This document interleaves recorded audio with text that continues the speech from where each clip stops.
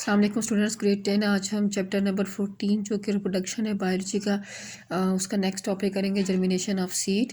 For the germination of seeds they must arrive at a suitable location and be there at time favourable for germination and growth. मतलब ऐसी situation होनी चाहिए, ऐसी location हो और वो जर्मिनेशन का जो प्रॉपर सीज़न के हिसाब से भी कि जो सीड को जर्मिनेट और ग्रोथ के लिए फेवरेबल हो, तो जर्मिनेशन सीड की होगी, मतलब सीड नशोनुमा करना शुरू कर देगा और उसे प्लांट बनना शुरू हो जाएगा। Seed germination is a process by which a seed embryo develops into a seedling. तो स्टूडेंट आप देख सकते हैं कि ये सीड है, उसके बाद ये सीडलिंग डेवलप होना शुरू हो रही है। इसके यानी छोटे से शूट निकलेंगे, रूट डेवलप होना शुरू होती है। During germination the embryo soak up water, यानी पानी को अपने अंदर जज़ब कर लेता है, which causes it to swell splitting the seed coat. और सीड कोट जो उसका होता है, फिर जो हमने पीछे बढ़ा हुआ है कि वो स्प्लिट हो जाता है, फट जाता है इससे। Root is the first structure that emerges from the radicle present in seed. It grows rapidly and absorbs water and nutrients from the soil. तो स्टूडेंट ये बात भी याद रखने वाली है कि सबसे पहली स्ट्रक्चर क्या है जो एम्ब्रियो से डेवलप हो जाए, तो ये रूट है और रूट रेडिकल से डेवलप हो रहा है। In the next phase, plumule develops into a teeny shoot which elongates and comes out of soil. तो स्टूडेंट अगर मैं आपको रेडिकल और प्लूम्यूल का एक दफ़ा ओवरव्यू दूँ, ताकि आप अगर कोई स्टूडेंट्स है जो जिसको अभी तक ये बात जहन में नहीं है तो वो दोबारा एक दफ़ा देख ले। स्टूडेंट हमने ये एम्ब्रियो को देखा था कि ये सीड के अंदर इस तरह का एम्ब्रियो होता है, तो इसका जो अपर पार्ट होता है उसे प्लूम्यूल कहते हैं और नीचे रेडिकल कहते हैं। और एम्ब्रियो के नीचे जो रेडिकल है उससे रूट डेवलप होगी और प्लूम्यूल से फर्स्ट जो है ना वो शूट डेवलप होती है। तो स्टूडेंट आप देखते हैं कि इसकी जर्मिनेशन, स्टूडेंट्स आगे हमारे पास आ रहे हैं इसकी टाइप्स ऑफ जर्मिनेशन। तो दो तरह की जर्मिनेशन है, on the basis of the elongation of hypocotyl and epicotyl. तो ये जो जर्मिनेशन हम जो डिफरेंशिएट कर रहे हैं कि सबसे पहले हाइपोकोटाइल इमर्ज होगा, एलुंगेट होगा, ये एपिकोटाइल। तो सुनिए सबसे पहले हम ये देखते हैं कि एपिकोटाइल और हाइपोकोटाइल क्या होता है। सुनिए यहाँ पे इसकी डेफिनेशन है कि epicotyl the region of an embryo or the seedling stem above the cotyledon. सुनिए ये कॉटिलेडन उसको सीड लीव्स भी कहा जाता है। तो इससे ऊपर जो रीजन डेवलप होगी, जो स्टेम निकलेगी और लीव्स निकलेंगे, तो इस पार्ट को एपिकोटाइल कहते हैं, कॉटिलेडन के ऊपर के हिस्से को। और कॉटिलेडन के जो निचला हिस्सा होता है और रूट तक जो रेडिकल तक कंटिन्यू रहता है, जहाँ से रूट डेवलप होती है, तो उसको हाइपोकोटाइल कहते हैं। तो यहाँ पे आप देख सकते हैं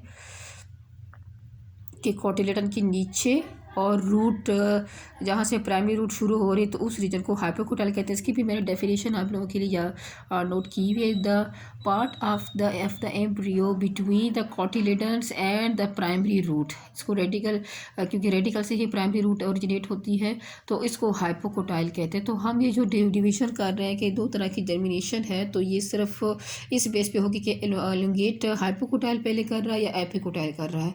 तो there are two types of germination. In epigeal germination, in epigeal germination the hypocotyl elongates and forms the hook. तो स्टूडेंट यहाँ पे आप देख सकते हैं कि जो हाइपोकोटाइल है, जो कि हमने कहा था कि ये कॉटिलेडन के नीचे और रेडिकल तक का कंटिन्यू पार्ट होता है, यानी सीड लीव्स के नीचे का पार्ट होता है। तो वो देखें कि वो सबसे पहले एलुंगेट होना शुरू हो रहा है और वो हुक की तरह का शक्ल बना रहा है। और उसकी वजह से क्या होता है कि जो सीड है वो ऊपर की तरफ उठना शुरू होता है। लेकिन जैसे जर्मिनेशन का प्रोसेस हो रहा होता है, जो फूड सोर्स है, यानी जो सीड कोट है, सीड है, वो यूज़ होना शुरू होता है, कंज्यूम कॉटिलेडन भी साथ साथ आप देखेंगे कि ये जो सीड है वो कंज्यूम करने अपनी असल शक्ल को खो देता है। जब सॉइल से उसको बाहर वो खींच रहा होता है, लेकिन साइड बाय साइड वो यूज़ कंज्यूम भी हो रहा है।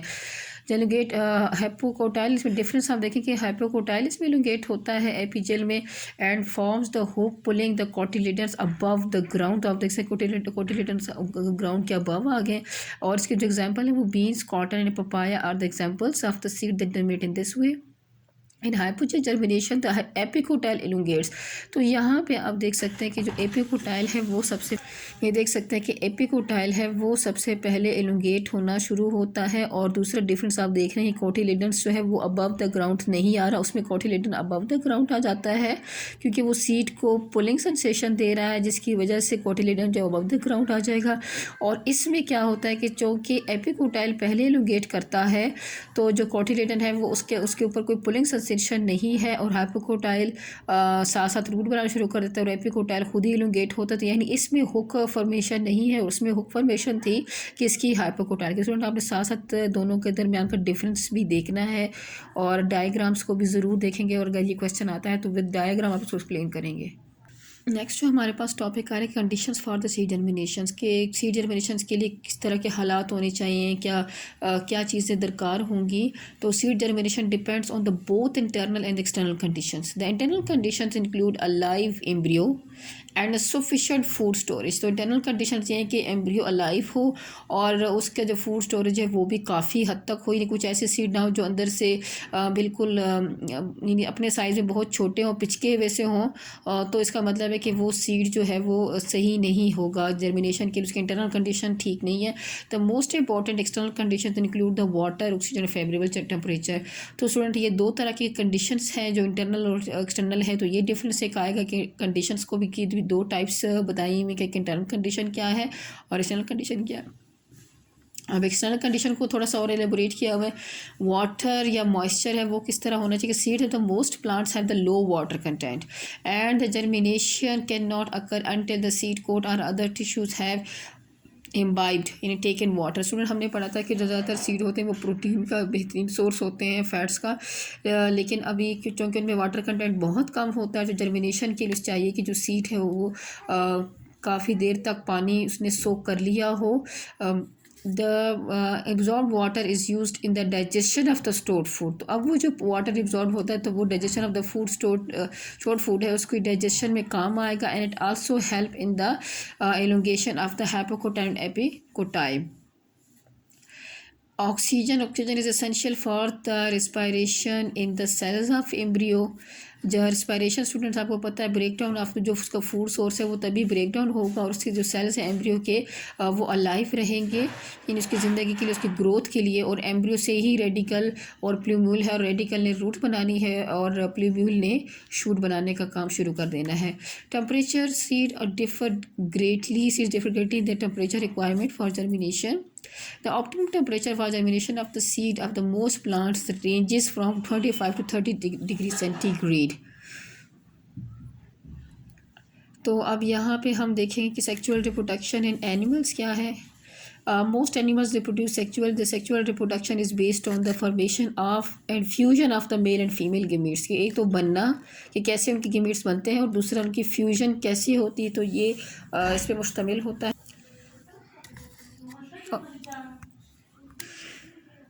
Formation of the gametes gametogenesis. हम सबसे पहले देखेंगे गेमीट्स किस तरह बनते हैं। The formation of the gametes is called gametogenesis. तो what is gametogenesis? It is the formation of the gametes.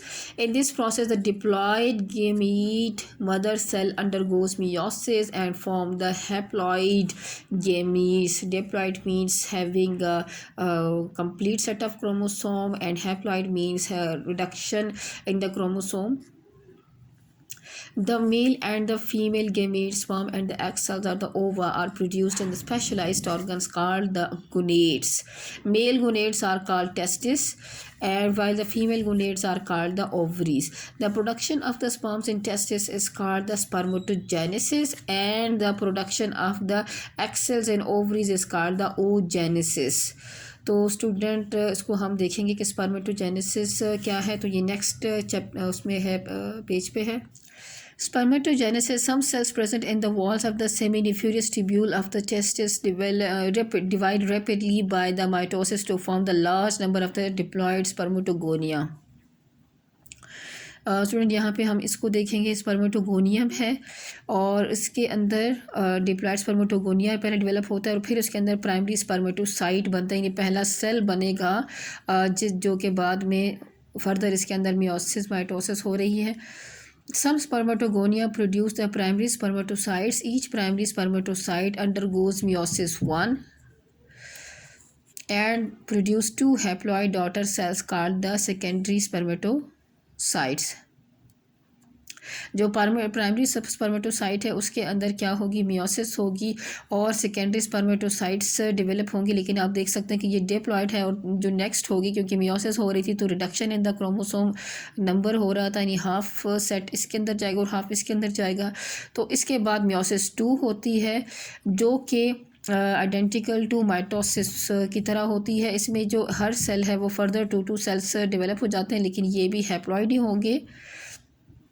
उसके बाद आप देख सकते हैं कि जो स्पर्मेटाइड्स हैं वो क्या करेंगे कि अपनी प्रॉपर उनकी एक शेप डेवलप होती है, जैसे न्यूक्लियस हेड में शेप में आ जाएगा, और नेक रीजन डेवलप होता है, माइटोकॉन्ड्रियल रिंग होगी। माइटोकॉन्ड्रिया के स्टूडेंट का क्या काम है, यहाँ पे जो रिंग प्रॉपर है कि mitochondria is the power house of the cell. तो ये जो स्पर्म्स हैं इसको इतनी पावर एनर्जी चाहिए कि ताकि ये इतने टाइम तक फ्लोट आउट कर सकें, मोटेलिटी इनकी इंक्रीज की जा सके और वो ओवम तक अपनी रसाई पर हासिल कर सकें। तो ये इस तरह फिर उनकी फर्दर शेप जो है वो डेवलप हो जाती है। नेक्स्ट हम oogenesis को देखते हैं। oogenesis cells of the ovary prepare structures called the follicles, and in which the many diploid oogonia are present, and some oogonia produce diploid primary oocytes. One of the primary oocyte completes meiosis one and produce the two haploid cells. The smaller cell is called the first polar body and the larger one is called the secondary oocyte. The secondary oocyte completes meiosis 2 and produces two haploid cells. Secondary for example, second polar body and an egg cell. Meiosis 2 of first polar body may or may not occur, whereas अब student यहाँ पे हम देखते हैं कि oogonium है, जो हमने कहा कि फॉलिकल्स एक तरह का लोकेशन होती है जहाँ पे ये ओगोनियम डेवलप होता है, और उसके अंदर जब माइटोसिस होती है तो फिर प्राइमरी oocyte डेवलप होता है, ये प्राइमरी एक्सेल होता है। उसके बाद उसमें मियोसिस 1 होती है और जिसके नतीजे में सेकेंडरी oocyte एक डेवलप होता है, और एक जो होता है वो फर्स्ट पोलर बॉडी डेवलप हो, दूसरा जो सेल होगा वो फर्स्ट पोलर बॉडी, उसको कहते हैं हैप्लॉइड नंबर ऑफ क्रोमोसोम्स इन दोनों के अंदर है। अब यहाँ पे देखते हैं मियोसिस 2 जब हो रही है तो इसमें एक तो दूसरा सेल भी डेवलप हो रहा है, ये भी हैप्लॉइड है, और सेकंड पोलर बॉडी भी डेवलप हो गया। यहाँ पे फर्स्ट पोलर बॉडी है जिसके अंदर फर्दर मियोसिस 2 हो रही तो 2 और पोलर बॉडीज़ और डेवलप हो गई, और इसमें जब मियोसिस 2 हुई सेकेंडरी oocyte में तो एक जो एक्स सेल है वो डेवलप हुआ और दूसरी सेकंड पोलर बॉडी भी डेवलप हुई। इसके बाद कहते हैं कि फ़र्स्ट पोलर बॉडी में हो सकता है कि मियोसिस दोबारा से ना हो, एक दफ़ा मियोसिस हो जाए तो फिर बार बार उसको वो आगे ना लेके जा सके। तो इस तरह हमारे पास एक एक्स सेल जो है वो डेवलप हो जाता है। स्टूडेंट आज का टॉपिक इतना ही, नेक्स्ट हम इंशाल्लाह अगले लेक्चर में करेंगे। अपना बहुत ध्यान रखिएगा और उसको अच्छे से याद करती रहिएगा साथ साथ। अल्लाह हाफिज़।